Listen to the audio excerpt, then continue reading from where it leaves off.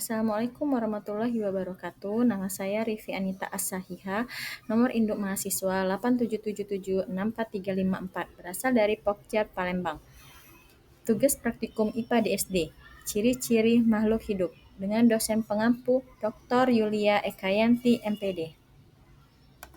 Tujuan pengamatan, mengamati ciri-ciri makhluk hidup yang ada di sekitar tempat tinggal. Alat dan bahan, alat tulis, tabel pengamatan, dan lingkungan sekitar. Landasan teori. 1. Bernapas. Bernapas adalah proses menghirup oksigen dari lingkungan dan menghembuskan karbon dioksida dari dalam tubuh dan uap air. Organ pernapasan makhluk hidup. Ayam bernapas menggunakan paru-paru, capung bernapas menggunakan stigma, kupu-kupu bernapas menggunakan spirakel, kucing bernapas menggunakan paru-paru, semut bernapas menggunakan spirakel. 2. Membutuhkan makanan dan minuman.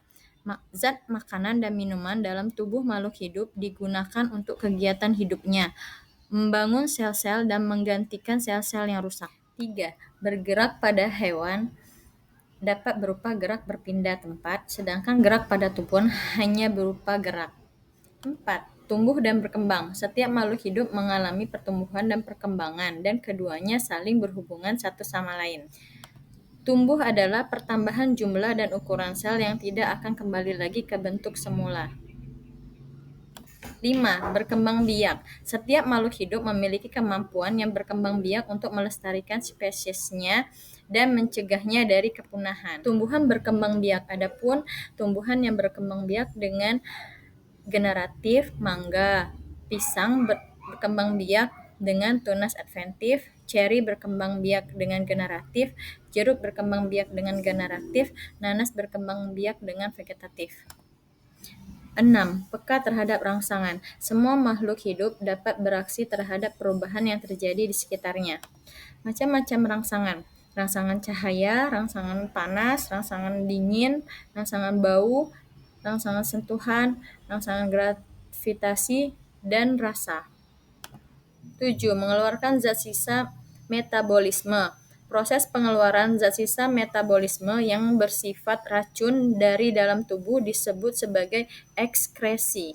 8. Menyesuaikan diri terhadap lingkungan. Kemampuan makhluk hidup untuk menyesuaikan diri terhadap lingkungan agar dapat bertahan hidup dinamakan adaptasi.